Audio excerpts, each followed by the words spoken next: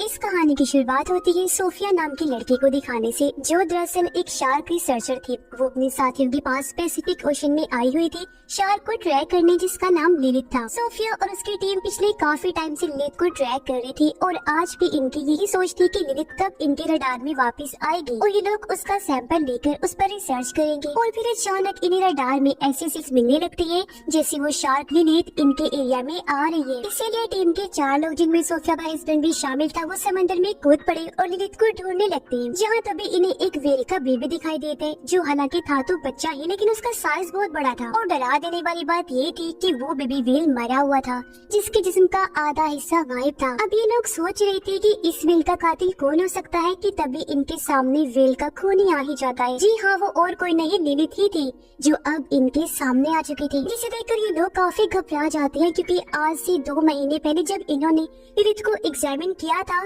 तो वो बस 2.5 मीटर की थी और अब लगभग वो 7 मीटर की हो गई थी। यानी सिर्फ 2 महीने में वो 3 गुना बढ़ गई थी, जो बात सच में काफी चौंका देने वाली थी। अब यहाँ समझदारी तो ये थी कि इन लोगों को अपनी जान बचाकर चले जाना चाहिए था, लेकिन यहाँ सबसे बड़ी गलती सोफिया का हस्बैंड कर देते। अपनी मौत को सामने देखने के बावजूद भी उसे सैंपल लेने की पड़ी हुई थी, इसलिए वो शार्क की बॉडी से सैंपल लेने के चक्कर में लिलित को स्टैब कर देते हैं। और बस फिर क्या था, वही हुआ जिसके डर था। लिलित कंट्रोल से बाहर होकर टीम के 4 लोगों पर हमला कर देती है और उन्हें बुरी तरह काट कर टुकड़े टुकड़े कर देती है, जबकि सोफिया और उसकी एक साथ कश्ती में से बसी नजारा दूर से देख पा रही थी। हालांकि वो भी काफी डर गई थी। जब कुछ अमन होता है तो सोफिया भी ओशन में कूद जाती है, इस उम्मीद के साथ कि शायद कोई जिंदा बचा होगा। लेकिन वहाँ पर तो बस टीम के लोगों के कटे पटे जिस्म के टुकड़े थे, जिन्हें बुरी तरह लिलित ने मार दिया था। हर तरफ खून ही खून फैला हुआ था। और अब तभी लिलित सोफिया के सामने भी आ जाती है, जो किसी मॉन्स्टर से कम नहीं लग रही थी। वो अब सोफिया पर भी हमला करके घसीट कर उसे अपने साथ ओशन में ले जाने लगती है, पर किसी तरह सोफिया अपनी जान बचा लेती है। और यहाँ से सीन चेंज होकर आता है सीधा 3 साल के बाद, जहाँ सोफिया ने अब शार्क्स पर रिसर्च करना बंद कर दी थी और अब वो एक एक्वेरियम गाइड का काम किया करती थी, जहाँ आने वाले बच्चों को वो मछलियों और उनके बारे में बताया करती थी,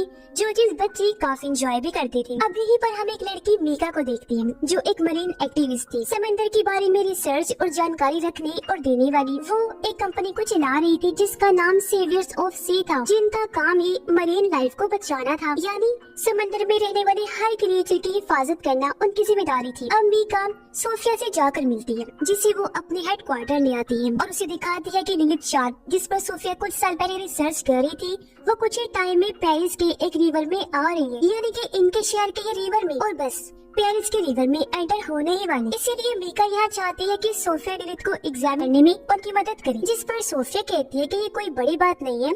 अक्सर शार्क्स मौसम की बदलने की वजह से एक जगह से दूसरी जगह चली जाती हैं। और हाँ, पैसिफिक ओशन से रिवर में आना थोड़ा मुश्किल है। लिलित तो क्या, कोई भी शार्क रिवर के ताज़ा पानी में सरवाइव नहीं कर सकती, इसलिए वो यहाँ आने से पहले ही वापस लौट जाएगी। अब इस वजह के साथ साथ सोफिया का सदमे से भरा माजी भी था, जो उसे शार्क्स पर एग्जामिन करने और उसे ट्रैक करने से रोक रहा था। इसीलिए कुछ इस तरह की वजहें देकर सोफिया वहाँ से चली जाती है। अब हम 2 लड़कों को उसे सन रिवर के पास खड़ा देखते हैं, जिन्हें रिवर से 2 छोटे छोटे मिसाइल्स मिलती है। तब यहाँ पर पुलिस आकर सभी मिसाइल्स को इकट्ठा कर लेती है और सबको बताती है कि दूसरी जंग के बाद से इस रिवर में छोटे छोटे मिसाइल्स और उनकी शेल्स मिलती रहती है, इसलिए डरने वाली कोई बात नहीं है। अब रात के टाइम मीका अपने एक दोस्त के साथ सन रिवर में आती है, जो यहाँ हुई कार एक्सीडेंट की जाँच करने आए थे, पर असल में वो तो ये एग्जामिन करने आई थी कि क्या लिलित इस रिवर में आ गई है। इसलिए मीका की दोस्त रिवर में कूद जाती है, जहाँ वो शार्क के बड़े बड़े पंजों के निशान देखती है। पर तब यहाँ पुलिस भी आ गई थी इन दोनों को पकड़ने के लिए, क्योंकि इस तरह किसी भी केस की इन्वेस्टिगेशन करना गैर कानूनी था। इसलिए पुलिस मीका को पकड़ लेती है, जबकि उसकी दोस्त किसी तरह वहाँ से भाग निकलती है। अब हम सोफिया को देखते हैं, जो अब लिलित को ट्रैक कर पा रही थी और उसे पता चलता है कि हाँ, लिलित सन रिवर में आ चुकी है। अगली सुबह पुलिस उस आदमी की लाश रिवर से निकालती है, जिसकी कल रात कार एक्सीडेंट में मौत हो गई थी। अब लाश की हालत भी देखकर सब लोग काफी डर जाते हैं, क्योंकि उसकी लाश का आधा हिस्सा गायब था। उसे देखने से साफ लग रहा था जैसे किसी बड़े से जानवर ने इसकी लाश को खाया है। अब यहाँ रिवर के बार ऑफिसर्स के साथ सोफिया और मीका भी थे, और सोफिया साफ लफ्जों में उन्हें बता देती है कि ये काम और किसी का नहीं, कि लिलिथ का ही है और अब हमें शार्क को रोकना होगा अगर हम चाहते हैं कि लोग इस साल शार्क के हाथों ना मरे। पर यहाँ मीका इस बात को गलत अंदाज में कुछ यूँ समझ लेती है कि अगर हम चाहते हैं कि शार्क लोगों को ना मारे तो हमें शार्क को मारना होगा। उसे लग रहा था कि ऑफिसर्स सोफिया के साथ मिलकर शार्क को मार देंगे, तो बस इसीलिए वो शार्क को बचाने के काम पर लग जाती है, क्योंकि जाहिर है वो मरीन सेवियर है, समुद्री क्रीचर को बचाने वाली, तो इसीलिए वो ऐसा कर रही। पर सोचने वाली बात तो ये गलत ही है कि एक शार्क लोगों को मार रही है लेकिन वो उसे बचाना चाहती है। अगले दिन ऑफिसर्स और सोफिया सन रिवर में आ जाते हैं। उनका प्लान था कि वो रिवर में जाकर सीधा शार्क को पकड़ लेंगी। तब सोफिया शार्क को ट्रैक करने में उनकी मदद कर रही थी। सब कुछ ठीक ही चल रहा था। वो लोग शार्क को देखने ही वाले थे, लेकिन मीका यहाँ बहुत बड़ी गड़बड़ कर देती है। वो अपनी हैकर दोस्त की मदद से सोफिया के ट्रैकर की सिग्नल्स को खराब कर देती है, जिससे कि अभी लोग शार्क को ट्रैक नहीं कर पाते। और इससे जाहिर है उन ऑफिसर्स के लिए बहुत बड़ा खतरा आ गया था जो रिवर में गई थी। पर लिलिथ उस तरफ नहीं जाती और अपना रूट बदल लेती है, जिससे ऑफिसर्स को अपनी जान बचाने का मौका मिल जाता है और वो सही सलामत बाहर आ जाते हैं। पर ये काफी सीरियस कंडीशन बन जाती है कि शहर के बीचों बीच सन रिवर में मॉन्स्टर शार्क घूम रही है। इसलिए ऑफिसर्स ये बात जाकर मेयर को बता देते हैं। तब मेयर परेशान होते हुए कहती है कि कैसे भी करके उस शार्क को रोकना होगा, क्योंकि कुछ दिन बाद उसे सन रिवर पर एक बहुत बड़ा इवेंट होने वाला है जिसे वो किसी भी सूरत में कैंसिल नहीं कर सकती। इसलिए ऑफिसर्स लिलिथ को रोकने के बारे में सोचने लगते हैं। जबकि मीका एक वीडियो बनाती है और उसे खुफिया तौर पर कई सारे मरीन एक्टिविस्ट के पास भेज देती है और लिलिथ शार्क के बारे में बताते हुए कहती है कि गवर्नमेंट उसे और उस जैसे और भी शार्क्स को मारना चाहती है, इसीलिए हमें आगे आना होगा और इन्हें बचाना होगा। बेशक ये शार्क्स हम लोगों को खाए क्यों न जाए। फिर वो कहती है कि इसके लिए आज रात हमें पेरिस के कैटाकॉम्ब में आना होगा। कैटाकॉम्ब दरअसल पेरिस के नीचे बनाई गई एक टनल सुरंग है जो पूरे पेरिस के नीचे फैली हुई है। अब मीका अपना पूरा प्लान अपने साथियों को बता तो देती है, लेकिन उससे पहले उसकी एक दोस्त पुलिस के पास पहुंच गई, उन्हें इस खुफिया प्लान के बारे में सब कुछ बता देती है। जहाँ उन लोगों को पता चला कि इस टाइम शार्क पेरिस के कैटाकॉम्ब में ही है। फिर जैसे ही रात हुई मीका उन मरीन एक्टिविस्ट के साथ कैटाकॉम्ब आ जाती है, जहाँ सोफिया और ऑफिसर्स भी आ गए थे, क्योंकि उन्हें भी मीका के प्लान के बारे में पता चल गया था। यहाँ ऑफिसर्स और एक्टिविस्ट के बीच बहस होने लगी, जहाँ तभी मीका कैटाकॉम्ब रिवर में कूद जाती है, क्योंकि वो ये दिखाना चाहती थी कि शार्क्स इंसानों के लिए खतरनाक नहीं है। और फिर तभी वहाँ एक शार्क आ जाती है जो लिलिथ तो नहीं थी, जिसके साथ वहाँ और भी कई सारी शार्क्स आ जाती है। और बस फिर क्या था, शार्क ये साबित करती है कि सच में शार्क्स इंसानों के लिए बहुत खतरनाक है और इंसानों को तो नहीं छोड़ती। वो मीका पर बुरी तरह हमला कर देती है और उसे बहुत बुरी मौत देती है, यानी उसके जिस्म के टुकड़े टुकड़े हो जाते हैं, जो देखकर सारे मरीन एक्टिविस्ट घबराते हुए इधर उधर भागने लगते हैं। और उनका फजूल सा जो प्लान था मरीन की लाइफ को बचाने का, वो पूरी तरह तबाह हो गया था, क्योंकि उन्हें एहसास हो गया था कि हर चीज भले ही वो कोई जानवर ही क्यों ना हो, बचाने वाला नहीं होता। कुछ आपकी जान की दुश्मन भी होती है जिन्हें रोकना और मारना भी पड़ता है। इसी बीच बहुत सारे एक्टिविस्ट रिवर में गिर पड़ते हैं और शार्क्स का खाना बन जाते हैं। हर तरफ शार्क्स रिवर में इंसानों के टुकड़े टुकड़े करते नजर आ रहे थे। खून ही खून फैला हुआ था। पर जैसे तैसे इस सूरत हाल को काबू कर लिया गया।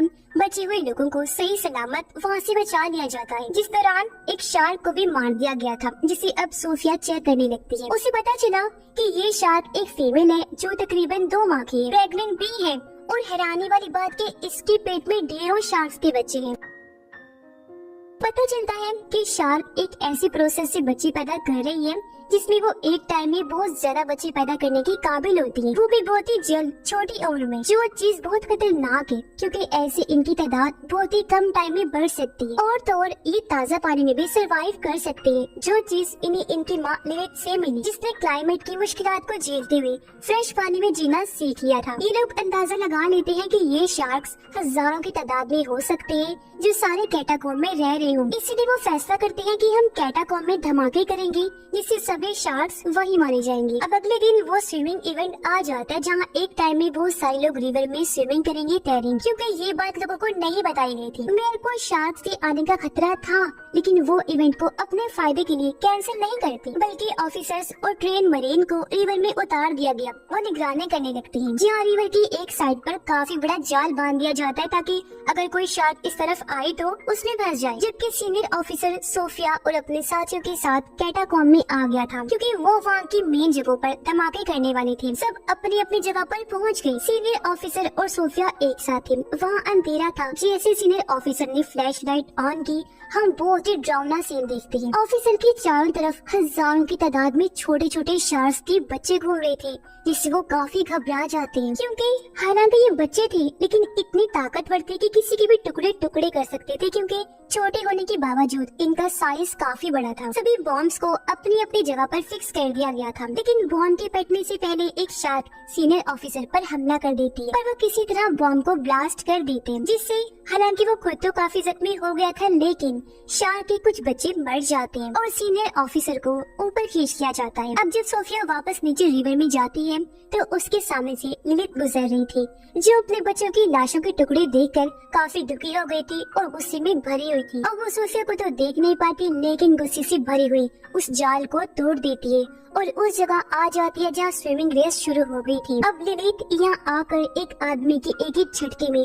2 टुकड़े कर देती है, जिससे हर तरफ अफरा तफरी मच जाती है और तब यहाँ बहुत सारे शार्क्स भी आ जाते हैं जो जाहिर है लिलिथ के कहने पर ही आए थे। ये शार्क्स कैटाकॉम्ब में नहीं रह रहे थे इसलिए धमाके से नहीं मरे और उनकी तादाद बहुत ज्यादा थी। ये शार्क्स रिवर में तैर रहे लोगों पर बुरी तरह हमला कर देते हैं। एक ही पल में रिवर खून से लाल हो गया, हर तरफ उनकी लाशों के टुकड़े टुकड़े बिखर गए थे। इसी के साथ यह सबसे बड़ी गलती ये हुई कि ऑफिसर ने शार्क को स्नाइपर से शूट कर दिया, जिसके कुछ निशाने पानी में पड़े मिसाइल्स पर लग जाते हैं जो दूसरी जंग से वहाँ पड़े हुए थे लेकिन डिफ्यूज नहीं थे, पूरी तरह एक्टिव थे। जिससे होता ये है कि एक मिसाइल के फटने से ढेरों मिसाइल्स फटने लगते हैं। ऐसा होते ही बड़े बड़े धमाकों के साथ वहाँ सुनामी जैसा सीन बन जाता है। रिवर का पानी हर तरफ फैल जाता है जो मेयर की सब पेरिस के बहुत बड़े हिस्से को अपने साथ ले डूबता है। बहुत बड़ी तबाही मच जाती है। सिर्फ सोफिया और सीनियर ऑफिसर ही बचते हैं जो अपने चारों तरफ तबाही को देख रही थी। आस पास लाशें और ढेरों शार्क्स घूम रही थी और बताया जा रहा था कि ये शार्क्स सुनामी की वजह से आसपास के एरिया में भी जा रहे हैं, जिस वजह से वो पूरे कंट्री में ही फैल चुकी है। और सबसे खतरनाक बात,